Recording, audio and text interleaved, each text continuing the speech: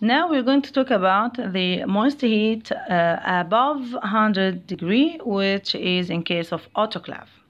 Autoclave is the most efficient form of sterilization at all.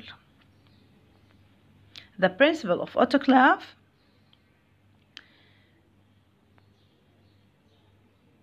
it is similar to the Koch steamer. It consists of two pans inside each other. The inner pan is perforated, and between the two pans there is simply there is water and heat coil, and all the articles want to be sterilized is enclosed inside the inner pan. When the water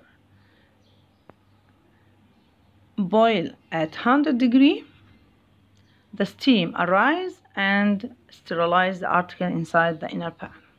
This is the normal Koch steamer, but in case of autoclave, we add here the lid. When we add the lid and make closure to this system, it will give the autoclave.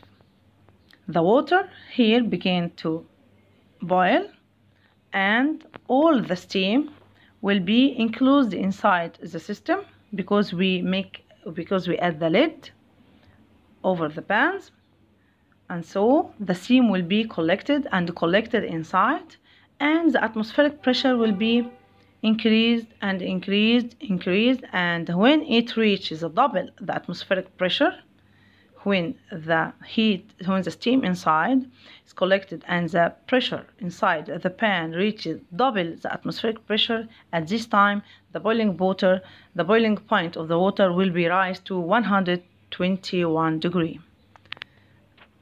At 121 degree, and for 20 minutes it will achieve complete sterilization. And this is the principle of the autoclave. When the water is heated inside a closed vessel and under pressure, and when it reaches to double the atmospheric pressure, now the boiling point of water rises to 121 degree. And this condition for 20 minutes will give complete sterilization environment. The saturated steam formed inside this closed vessel is responsible for the great penetration power and the great sterilization efficiency. This saturated steam. But if the water is finished inside the pans and the heating is continuous, at this point superheated steam will be formed, and this superheated steam is not suitable at all for sterilization process.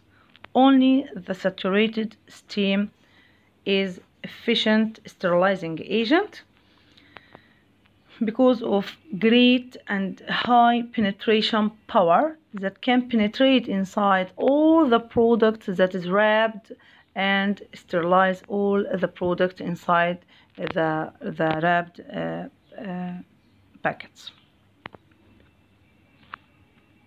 What about the pressure? Pressure only raises the boiling point of water, but plays no role in the killing process. Again, the autoclave is the most efficient method for sterilization. This is due to high penetration power of the saturated steam. Also, after the sterilization cycle is ended, the steam condenses on the article and liberates a large amount of latent heat. This latent heat provides additional sterilization effect.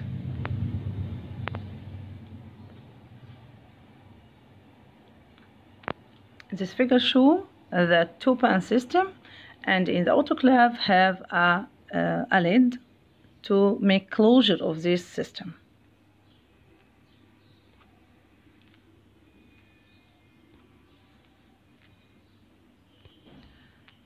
The autoclave used for sterilization of the surgical instruments, all bed linen and patient clothes, surgical dressing, gowns, cotton, culture media that not destroyed by heat, salines and glasses. All the products can introduce inside the autoclave we sterilize it in the autoclave, except if it will be deteriorated due to the effect of steam, as in case of sulfur drug, as we said before, sterilized by the hot air oven.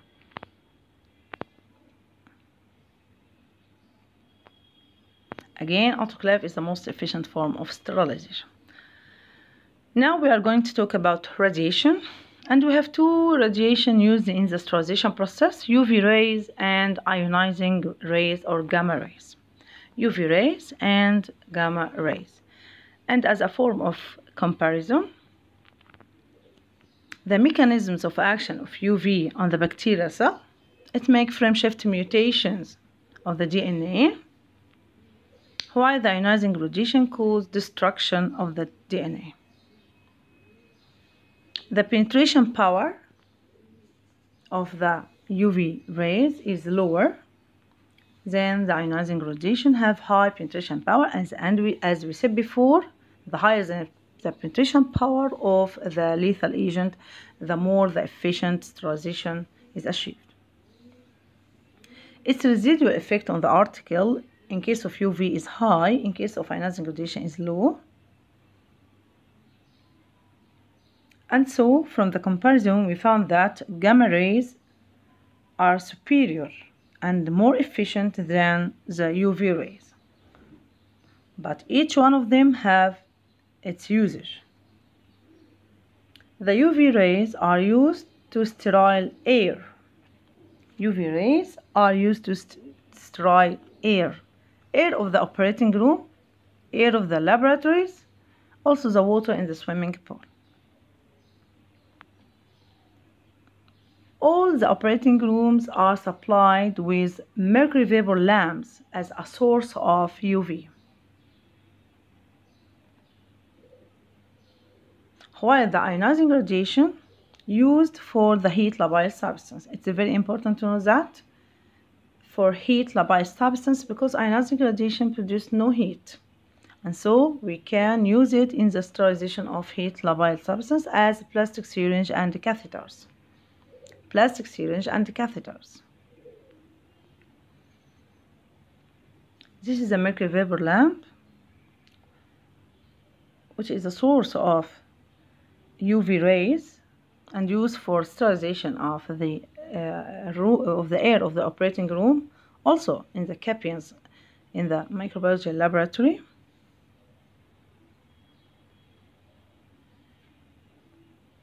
The UV spectrum is very wide, from 10 nearly to 100 to 400 before reaching the colorimetric region. But not all the wavelengths of UV can be considered in the sterilization process.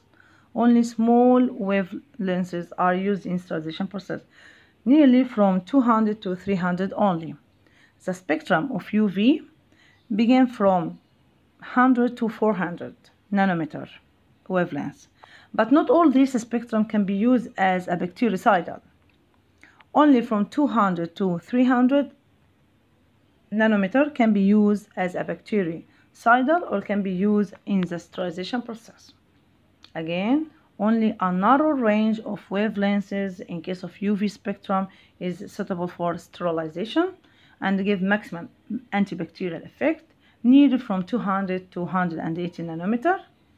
Why?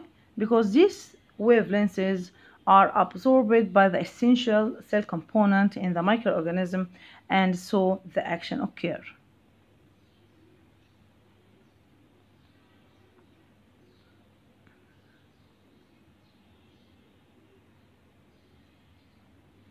Ionizing radiation. The source of ionizing radiation is radioactive isotopes, cobalt-60, and it's very important to know that ionizing radiation is used due to their high penetration power and low heat in the sterilization of all preparation that not withstand the heat, not withstand the autoclave or hot air oven, as in case of plastic syringe, gloves, plastic gloves, catheters, and all the plastic equipment can be sterilized by the ionizing radiation.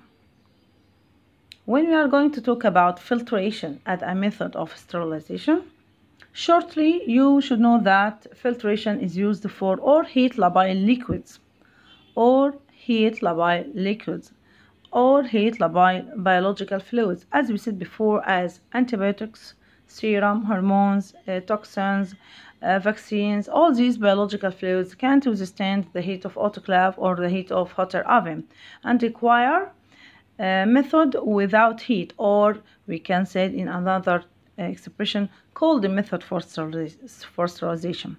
Requires cold method for sterilization, including filtration. And many types of filters can be used: candle filter, membrane filter, CITES filter. We will see the CITES filter inside the lab. Syringe filter. All are methods for filtration. You should know that in case of filters here in the microbiology, it is not similar to the filter paper that you use in the organic chemistry. No, here the filter discs consist of certain materials, and it's characterized by very small pore size. The pore size must be smaller than the 1 micron in order to collect the bacteria from the product, and the product when it's passed through these filters pass without the bacteria, and the collected fluid must be completely sterile. If we make this filtration with this very small pore size discs, we will take a very long time. So we require to attach the product with any positive or attach the apparatus with any positive or negative pressure here, as in the figure, attach it to a vacuum pump in order to accelerate the sterilization process. One of the most used sterilization process by filtration is the syringe filter, that's clear in the figure. By the effect of syringe, we pass the fluid to be sterile through the disc, and by positive pressure with my fingers, we can obtain rapidly the sterile solution. Many types of the filters, but you should know the general characters of these filters. The disc all must be inert and not interact with our pharmaceutical product, must yield no alkalinity, must be very containing very small sized pore size in order to clean or remove all the bacteria. And you should know that certain filters can be used to also retain viruses, and these filters or this type of filters have much more smaller pore size, even smaller than nanometer, in order to be used as antivirus filters. And finally, air filters, which is a HEPA filter, high efficacy particulate arresters.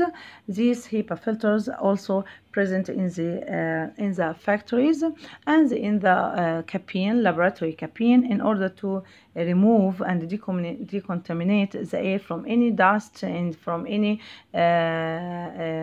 spores present or any microorganism present.